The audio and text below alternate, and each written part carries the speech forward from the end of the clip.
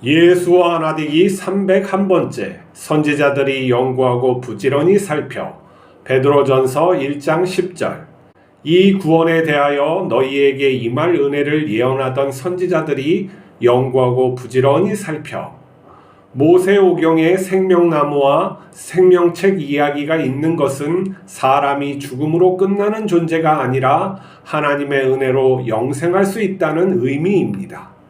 구약 선지자들은 메시아의 구원을 계시받았습니다. 그들은 메시아의 고난, 영광이 너무나 신비해서 계시를 깊이 연구했습니다. 그리고 그 진리를 우리에게 알려주기 위해서 목숨을 걸고 말씀을 남겼습니다. 하지만 사람들은 하나님께 마음을 두지 않아 그것을 깨닫지 못했습니다. 하나님께서 세상에 직접 오셨습니다. 예수님의 성육신 사건은 하나님께서 자신을 세상에 직접 보여주신 것입니다. 우리가 말씀을 보는 목적은 하나님께서 태초부터 우리를 어떻게 사랑하셨는지, 어떻게 구원하실지 깨닫기 위함입니다. 예수님은 하나님 아버지와 동등한 아들 하나님입니다. 전능한 하나님이 사람이 됐다는 것은 인간이 믿기 어렵습니다. 그것은 우리의 구원이 놀랍고 신비함을 뜻합니다. 아들 하나님은 자기를 죽이는 죄인들까지 끝까지 사랑했습니다. 예수님은 죽음에서 부활하여 자신을 믿는 자들에게 자신과 같은 하나님의 자녀됨을 약속했습니다.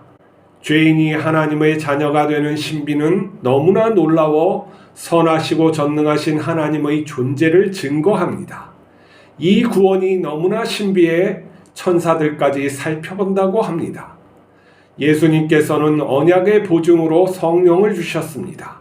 성령의 증거는 언약이 믿어지는 것과 세상에 없는 기쁨과 평안이 있는 것입니다.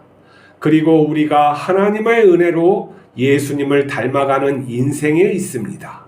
메시아 예수님께서는 하나님과 우리가 영원히 하나 되는 구원을 이루신 것입니다. 우리가 이 땅에 살아가는 것은 굉장히 신비한 일입니다. 왜 신비하냐면은 이 우주가 아주 작은 것에서 팽창하여 이러한 모습이 되었고, 또한 생명은 이 우주에 역행하는 것처럼 태어났습니다. 이 모든 것은 우주가 엔트로피 법칙이라는 그것으로 말미암아 다 흩어지고 골고루 평평해야 하는 그런 것인데, 생명이라는 건 유독 그것을 거스르고 자기를 갖다가 성장시키는, 그러니까 우주의 기본적인 물리 법칙을 역행하는 것처럼 나타나기 때문입니다. 그리고 또 인간은 그 중에서도 아주 특별해서 보이지 않는 세계를 찾아내고 그것을 상징화하고 공유하며 또 문명을 만들어서 초월적 존재를 갖다가 생각하고 또 주관적인 의식 속에서 자기 세계를 구축하면서 살아가게끔 탄생이 돼 있죠. 자, 이 모든 것은 굉장히 신비한데, 사람은 일상 속에서 먹고 살고 걱정하고 이러한 것들을 계속 반복하다 보면 자기가 신비한 그 세계 속에서 살아가는 존재인 것을 잘 깨닫지 못해요. 왜냐하면 생각을 하지 않고 살아가기 때문에 그러는 거예요. 우리가 존재한다는 건 굉장히 신비한 거예요. 어마어마하게 신비한 건데, 이게 잘 모르니까 신비한 것을 모르는 것이죠. 그리고 이 우주가 창조됐다는 그것을 믿는 사람들에게는 부활 또한 어렵지 않은 하나님의 능력인 것을 우리가 알 수가 있어요. 부활을 사람들은 어떻게 죽은 자가 다시 부활될까 하는 그런 것을 믿기 어려워하지만, 이 우주를 창조하신 이가 있다면은 그것은 어렵지 않아요.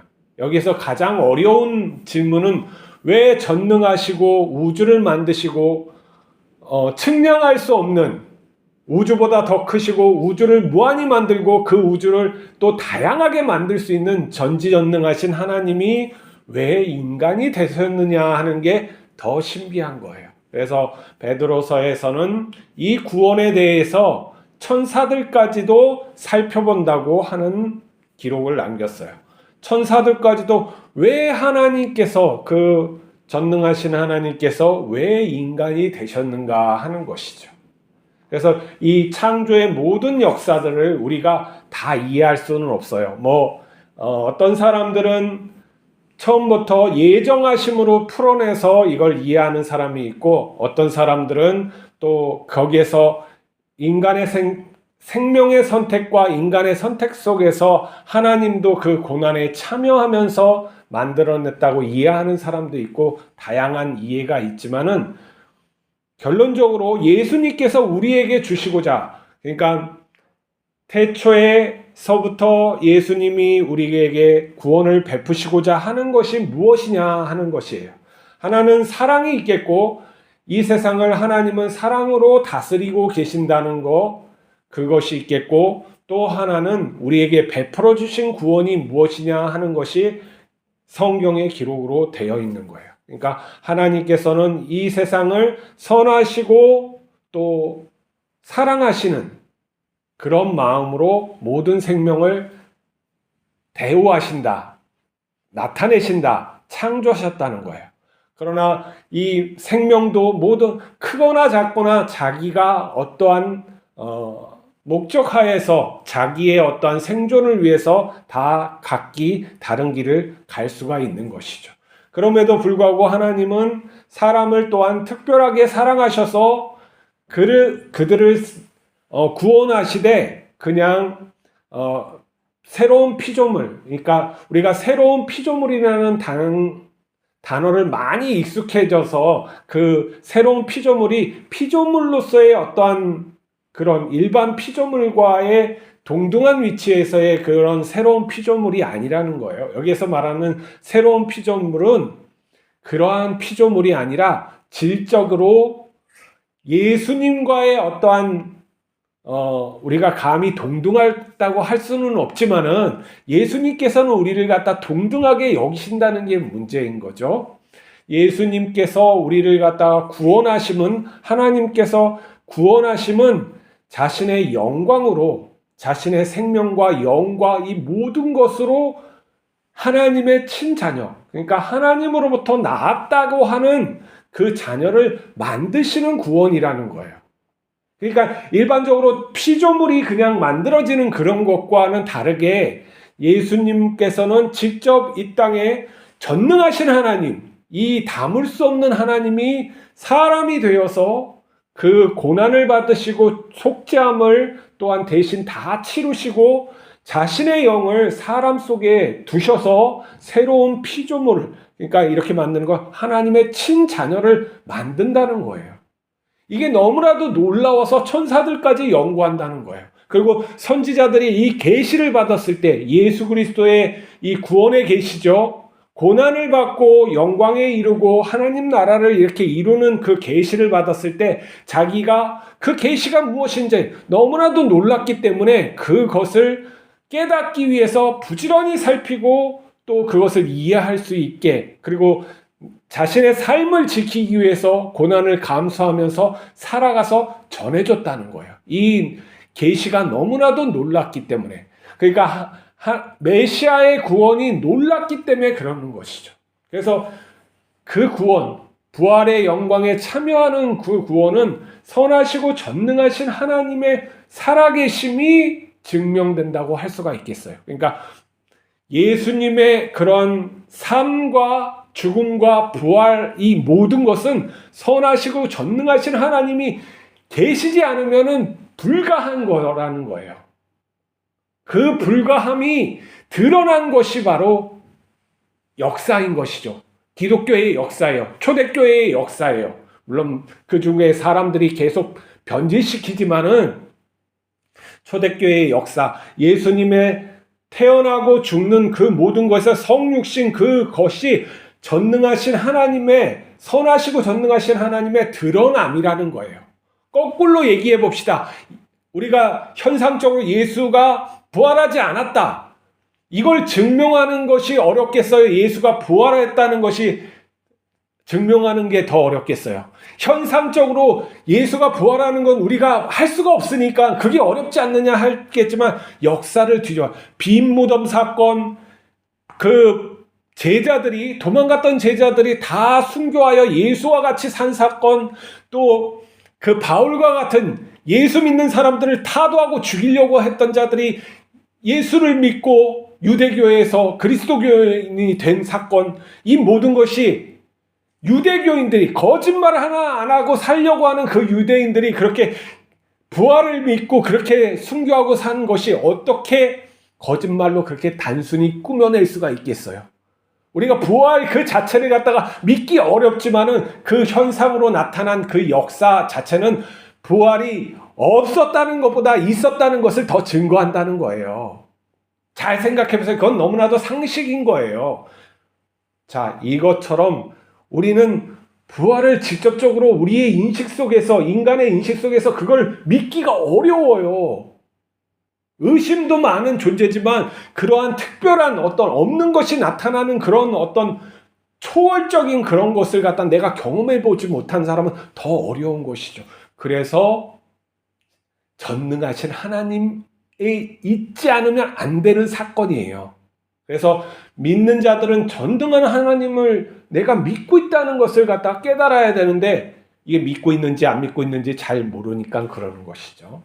자, 우리가 하나님을 잘 믿기 위해서는 이 구원이 무엇인가를 잘 생각해야 돼요. 우리가 전능하신 하나님, 이 우주를 창조하시고 이 우주보다 더한 것을 창조하실 수 있는 하나님의 친자녀됨에 우리가 부르심을 받았다는 거예요. 그게 어마어마하게 놀라운 거예요. 그러면 우리의 그런 사후의 세계, 우리가 예수님처럼 부활해서 그 살아가는 그 세계에 얼마나 놀라운 것이 있을 것인가. 그리고 그 하나님께서 우리가 얼마나 우리를 사랑하셔서 자신이 직접 십자가에 달려서 죽으셨을까 하는 거죠. 그것이 초대교인들, 특히 제자들에게 너무나 뼛속 깊이 전해졌던 거예요. 그리고 부활을 확인해 보니까 너무나도 확신한 거예요. 그러니까 당연히 다 이제는 죽는 것을 두려워하지 않고 예수가 부활했다는 것만 계속 전하고 다니는 것이죠.